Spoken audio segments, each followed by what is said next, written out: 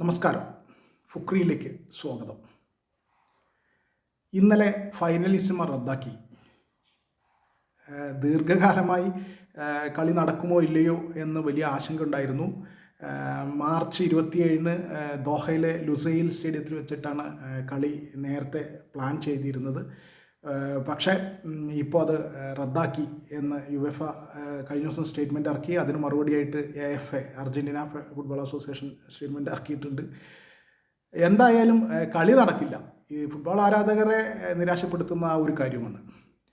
റദ്ദാക്കിയ സ്റ്റേറ്റ്മെൻറ്റിൽ യുവേഫ പറയുന്നത് അർജൻറ്റീനയാണ് എല്ലാത്തിനും കാരണം, അർജൻറ്റീന കാരണമാണ് ഈ കളി പൂർണ്ണമായും മുടങ്ങിയത് എന്നർത്ഥം വരുന്ന വാർത്താക്കുറിപ്പാണ്, സ്റ്റേറ്റ്മെൻറ്റാണ് യുവേഫ ഇറക്കിയത്. ഞങ്ങൾ യുദ്ധം കാരണം ഖത്തറിൽ ദോഹയിൽ നടത്താൻ കഴിയായിരുന്നില്ല. അപ്പോൾ മറ്റൊരു വേദിയെക്കുറിച്ച് ആലോചിച്ചു. സാന്റിയാഗോ ബെർണബ്യൂ, സ്പെയിനിലെ സാന്റിയാഗോ ബെർണബ്യൂ പറഞ്ഞു. പക്ഷേ കളിയിൽ സ്പെയിനും അർജൻറ്റീനയും തമ്മിലുള്ള കളി ആയതുകൊണ്ട് ബെർണബ്യൂ ഒരു ന്യൂട്രൽ വെന്യൂ അല്ല എന്ന് കാരണം പറഞ്ഞ് അർജൻറ്റീന തയ്യാറായില്ല. അപ്പോൾ ഞങ്ങൾ വീണ്ടും ഒരു ആശയം കൂടി മുന്നോട്ട് വെച്ചു. ഒരു കളി, ആദ്യത്തെ കളി ബെർണബ്യൂവിൽ നടക്കട്ടെ, അടുത്ത കളി പിന്നെ നമുക്ക് ബ്യൂണസ് അയേഴ്സിൽ, അർജൻറ്റീനയുടെ തലസ്ഥാനമായ ബ്യൂണസ് അയേഴ്സിൽ മറ്റൊരു സമയത്ത് 2028 ഒരു ഡേറ്റിൽ നടത്താം. അതിനും അർജൻറ്റീന തയ്യാറായിരുന്നില്ല. പിന്നീട് ഇറ്റലിയിൽ വെച്ച് ന്യൂട്രൽ വെന്യൂ എന്ന് പറഞ്ഞ് ഇറ്റലിയിൽ വെച്ച് നടത്താം, മാർച്ച് 30 അല്ലെങ്കിൽ മാർച്ച് 27 നടത്താം എന്ന് പറഞ്ഞു. അപ്പോൾ ആ ഡേറ്റ് ഒന്ന് മാറ്റണം, മാർച്ച് 31 എന്ന് അർജൻറ്റീന മുന്നോട്ട് വെച്ചു. അപ്പോൾ അതും ആ ഡേറ്റും ആ തീയതിയും ഒക്കെ ആയിരുന്നില്ല. അങ്ങനെ അർജൻറ്റീന എല്ലാത്തിനും ഉടക്ക് വെച്ചു. അതുകൊണ്ട് പിന്നെ ഫൈനലിസം റദ്ദാക്കേണ്ടി വന്നു, അർജൻറ്റീന കാരണം റദ്ദാക്കേണ്ടി വന്നു എന്ന നിലയിലാണ് യുവേഫ കാര്യങ്ങൾ പറഞ്ഞത്.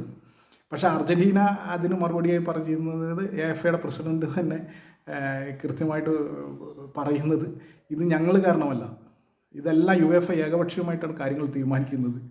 ആദ്യം ബെർണബ്യൂവിൽ നടത്തുന്നു എന്നത് ഏകപക്ഷീയമായി തീരുമാനിച്ച് ഞങ്ങളെ അറിയിച്ചു. ഞങ്ങൾ അതിന് തയ്യാറല്ല, അത് നൈതികതയ്ക്ക് എതിരാണ്, ന്യൂട്രൽ വെന്യൂ അല്ല. അപ്പോൾ അതിനിടയ്ക്ക് അതിന് മറുപടിയായിട്ട് യുവേഫ പറയുന്നത് ബെർണബ്യൂവിൽ 50-50, അതായത് അർജൻറ്റീനിയൻ ആരാധകർ 50%, സ്പാനിഷ് ആരാധകർ 50%, അങ്ങനെ 50-50 ആയിട്ട് നടത്താം. അപ്പോൾ പിന്നെ പ്രശ്നമില്ലല്ലോ, അപ്പോൾ രണ്ട് കൂട്ടർക്കും ഈക്വൽ സപ്പോർട്ടായി എന്ന് പറഞ്ഞു. അത് അർജൻറ്റീന തയ്യാറായില്ല എന്നാണ് യുവേഫ അതിന് മറുപടിയായിട്ട് പറയുന്നത്. അതുപോലെ തന്നെ ഇറ്റലിയിൽ വെച്ച് നടത്താമെന്ന് പറഞ്ഞപ്പോൾ ഞങ്ങൾ തയ്യാറായിരുന്നു എന്നാണ് അർജൻറ്റീന പറയുന്നത്. ഞങ്ങൾ എവിടെയും കളിക്കാൻ തയ്യാറായിരുന്നു, പക്ഷേ ഡേറ്റ് ഒന്ന് മാറ്റണം എന്ന് പറഞ്ഞു. അതിന് യുവേഫ തയ്യാറല്ല. അങ്ങനെ എല്ലാ അർത്ഥത്തിലും യുവേഫയാണ് കാരണം. ഞങ്ങൾ കളിക്കാൻ തയ്യാറായിരുന്നു, ഞങ്ങൾ ഇപ്പോഴും കളിക്കാൻ തയ്യാറാണ് എന്നാണ് അർജൻറ്റീന ഫുട്ബോൾ അസോസിയേഷൻ്റെ പ്രസിഡന്റ് പറയുന്നത്. അതേസമയം സ്പെയിനിലെ മാധ്യമങ്ങൾ അർജൻറ്റീനയെ പരിഹസിച്ചുകൊണ്ട് പറയുന്ന അർജൻറ്റീന ഭയപ്പെട്ടിട്ടാണ്, സ്പെയിനോട് കളിക്കാൻ ഭയപ്പെട്ടിട്ടാണ് എന്നാണ്. 2018 ലോകകപ്പിന് മുന്നോടിയായി നടന്ന ഒരു സൗഹൃദ മത്സരത്തിൽ 6-1 അർജൻറ്റീന സ്പെയിനോട് തോറ്റിരുന്നു. പിന്നീട് 2018 ലോകകപ്പിൽ മികച്ച കളി പുറത്തെടുക്കാൻ അർജൻറ്റീനയ്ക്ക് കഴിഞ്ഞില്ല. അപ്പോൾ അത് ആ 6-1 തോൽവി ഏൽപ്പിച്ച ആഘാതമാണ് അന്ന് മോശം പെർഫോമൻസിന് കാരണം. അപ്പോൾ അതുകൊണ്ട് ഇത്തവണ വീണ്ടും കളിച്ച് അതുപോലൊരു റിസൾട്ട് ഉണ്ടായാൽ ജൂണിൽ നടക്കുന്ന ലോകകപ്പിൽ അത് തിരിച്ചടിയാകും എന്ന് ഭയന്നാണ് അർജൻറ്റീന ഇതിൽ നിന്ന് മാറി നിൽക്കുന്നത് എന്നാണ് സ്പാനിഷ് മാധ്യമങ്ങൾ പറയുന്നത്. എന്തായാലും സ്പാനിഷ് മാധ്യമങ്ങൾക്ക് പിന്നെ സ്വാഭാവികമായിട്ട് സ്പെയിനിൻ്റെ വേണ്ടിയിട്ടാണല്ലോ. അപ്പോൾ യുവേഫ ആണെങ്കിൽ എല്ലാം സ്വയം തീരുമാനിക്കുക, അർജൻറ്റീനയാണ് കുഴപ്പം എന്നുള്ള നിലയിലാണ്. അപ്പോൾ അർജൻറ്റീന ഒറ്റയ്ക്ക് ഇതിനെ ഡിഫെൻഡ് ചെയ്തുകൊണ്ടിരിക്കുകയാണ്. ഞങ്ങൾ എവിടെയും കളിക്കാൻ തയ്യാറായിരുന്നു, സ്കലോണി തീർച്ചയായിട്ടും കളിക്കാൻ തയ്യാറായിരുന്നു. കാരണം മാർച്ചിൽ അവർക്ക് മറ്റ് സൗഹൃദ മത്സരങ്ങളൊന്നുമില്ല. ഇപ്പോൾ മാർച്ചിൽ ഫൈനലിസം റദ്ദാക്കി കഴിഞ്ഞാൽ പിന്നെ വലിയ ബുദ്ധിമുട്ടിലാവും. കാരണം മറ്റു മത്സരങ്ങളൊന്നുമില്ല. ലോകകപ്പിന് പോകുന്നതിന് മുമ്പുള്ള സൗഹൃദ മത്സരങ്ങൾ നടക്കേണ്ട അവസാന മാസമാണിത്. പക്ഷേ അപ്പോഴൊന്നും ഒരു കളിയില്ലാതെ അർജൻറ്റീന ബുദ്ധിമുട്ടിലാകും എന്നുള്ളത് കൊണ്ട് ഫൈനലിസിമ കളിക്കാമെന്നുണ്ടായിരുന്നു. നേരത്തെ സ്കലോണി ഫൈനലിസിമ മാർച്ച് 27 കാരണം ഇത്രയും ലോകകപ്പിനോട് ചേർന്ന് അത് ചെയ്യേണ്ടതില്ല, നേരത്തെ തന്നെ കളിക്കാമായിരുന്നു എന്നൊരു അഭിപ്രായം ഉണ്ടായിരുന്നു സ്കലോണിക്ക്. എന്തായാലും ഈ അർജൻറ്റീന തയ്യാറായിരുന്നു, കളിക്കാൻ തയ്യാറായിരുന്നു.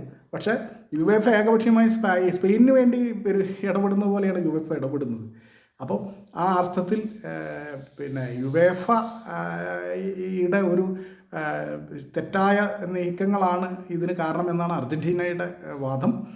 സ്പാനിഷ് മാധ്യമങ്ങളാകട്ടെ അർജൻറ്റീനയ്ക്ക് പേടിയാണെന്ന് പരിഹസിക്കുകയും ആക്ഷേപിക്കുകയൊക്കെ ചെയ്യുന്നു. അപ്പോൾ എന്തായാലും ഫൈനലിസം റദ്ദാക്കപ്പെട്ടു.